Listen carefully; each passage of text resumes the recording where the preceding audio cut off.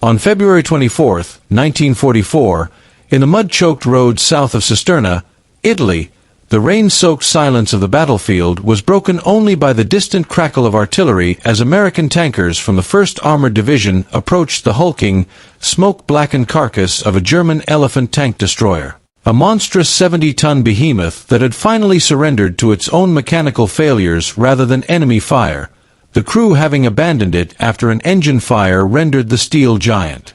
immobile. These seasoned American tankers, men who had battled German armor from the burning deserts of North Africa to the rocky heights of Sicily, examined this war machine with awe and disbelief as they traced their hands along the deep scars where countless American shells had struck its 200mm frontal armor and simply bounced away harmlessly. But the real shock came when they circled to its flanks and rear and made a discovery so strange, so counterintuitive, that it defied their entire understanding of German armored doctrine. This massive tank destroyer, with its colossal armor protection and its terrifying 88mm gun capable of destroying tanks 3 kilometers away, had almost no machine gun defenses, only a single forward-firing ball-mounted MG, fixed in place, unable to traverse, unable to defend the sides or rear. A shocking oversight for a vehicle expected to fight in the close, chaotic reality of frontline combat. The veterans immediately recognized the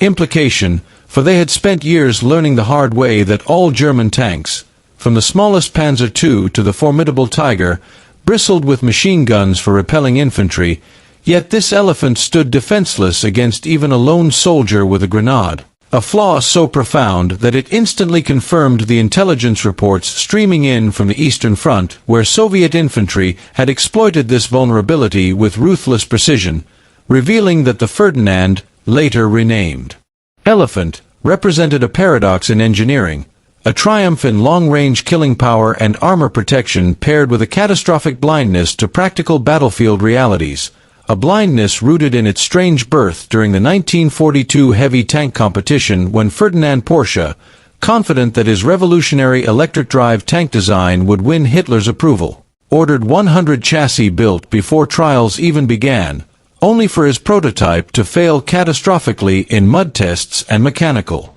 reliability, losing the contract to the more conventional and far more dependable Henschel design that became the Tiger I, leaving Porsche's expensive, complex chassis without a purpose until German high command, unwilling to waste such massive industrial investment, converted them into heavy tank destroyers by shifting the engines forward, installing a massive fixed rear casemate, and mounting the devastating 88mm Pak 43 halves L/71 cannon, one of the most powerful anti-tank weapons ever created, a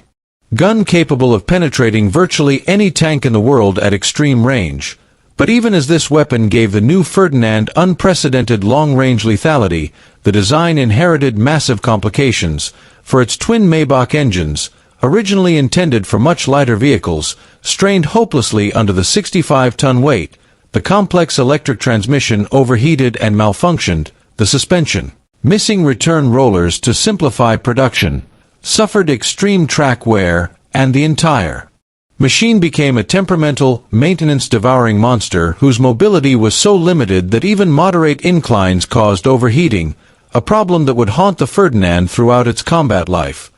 Nevertheless, 91 units were produced and assigned to heavy tank destroyer battalions 653 and 654, spearheading the northern assault at the Battle of Kursk in July 1943, where Hitler, believing that new wonder weapons like the Panther and Ferdinand would restore German dominance, launched Operation Citadel despite Soviet forces having constructed defensive works so extensive that they represented the largest fortified zone in human history, including over 500,000 mines, anti-tank trenches, interlocking fields of fire, and layered infantry positions. But initially the Ferdinands performed with terrifying effectiveness as they advanced behind the opening artillery barrage. Soviet tank crews reported their shells bouncing off the Ferdinand's 200mm armor like pebbles thrown at a fortress wall, and the Ferdinand's 88mm guns ripped apart T-34s and KV-1s long before the Soviet crews even knew where the shots were coming from. Yet this early dominance evaporated quickly once their advance reached the minefields. Powerful Soviet anti-tank mines detonated under the tracks, bending them, shattering road wheels, tearing at suspensions, and immobilizing dozens of Ferdinands within hours. Vehicles far too heavy to be easily recovered, especially under relentless Soviet artillery. And while German recovery crews struggled to save them, Soviet demolition squads crept out at night, using satchel charges and grenades to destroy abandoned vehicles, while across the trenches Soviet infantry began developing tactics specifically tailored to the Ferdinand's fatal flaw, the absence of machine gun coverage. They allowed the Ferdinands to roll past their trenches before emerging behind them, striking at vision blocks with anti-tank rifles, smashing tracks with explosives, and finally finishing them with Molotov cocktails tossed onto engine grills, flames seeping into the engine compartment and filling the crew space with smoke, leaving the Ferdinand's trapped crew choking inside their armored oven with no way to engage the infantry attacking from all sides, their limited optics and lack of close-quarters weapons turning them into helpless targets. Some crews attempted desperate improvisations, even firing MG-42s through the barrel of the main gun or opening hatches to fire pistols, but these measures were useless against swarming infantry, and by the time Hitler cancelled Operation Citadel on July 12, half the Ferdinand force was out of action not because Soviet tanks had defeated them, but because mines, breakdowns, and infantry had rendered them immobile and vulnerable. Proof that the Ferdinand was devastating only in its ideal role of long-range defensive combat, but disastrously unsuited for breakthrough operations. After Kursk, surviving Ferdinands were recalled for major upgrades including a Hull MG-34, improved commander's cupola, Zimmerit anti-magnet coating, and better engine protection, but these additions added even more weight, bringing the total to 70 tons without improving the underpowered engines, creating a vehicle even more sluggish than before, yet Hitler still believed in its potential and ordered its official renaming to Elefant on May 1, 1944. Soon after, 11 modified Elefants were rushed to Italy, where the rugged, narrow, ancient roads around Anzio, flanked by steep mountain paths, proved disastrous, as bridges collapsed under the vehicle's weight, engines overheated attempting steep climbs, transmissions failed constantly, and any breakdown blocked entire roads, turning the Elefant into both an asset and a logistical nightmare. And when Elefant 102 was abandoned due to engine fire, American engineers swarmed it, confirming the same weaknesses the Soviets had found months earlier: extremely limited visibility, a single forward MG arc, chronic mechanical fragility, and impractical weight, leading American tankers to develop a simple doctrine: never engage the Elefant from the front, attack from the flanks or rear, call artillery or air support, or simply wait for the inevitable breakdown. As the war dragged into late 1944 and 1945, the remaining Elefants on the Eastern Front fought defensively in Ukraine, Poland, and finally around Berlin, where they were effective in stationary ambush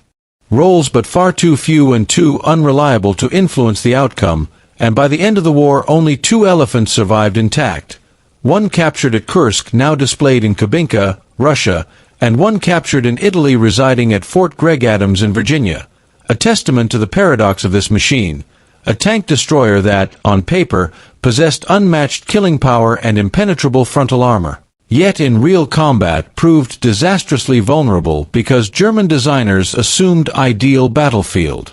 conditions that never existed, assuming infantry would always protect it, assuming terrain would permit its movement, assuming mechanical reliability that the electric drive system could never achieve, assumptions that Allied designers avoided by prioritizing mobility, visibility, reliability, and all-around defensive armament. And so the Ferdinand/Elefant, once envisioned as the pinnacle of German armored engineering, became instead one of the most cautionary examples in military history. Proof that the most powerful weapon is worthless if it cannot survive the battlefield, that heavy armor means nothing without situational awareness, that long-range firepower is irrelevant when infantry can creep close with a grenade, and that a steel giant designed for a perfect scenario can crumble instantly when exposed to the messy, unpredictable, unforgiving realities of war. lessons that shaped armored vehicle design for generations to come and ensured that the tale of the Ferdinand Elephant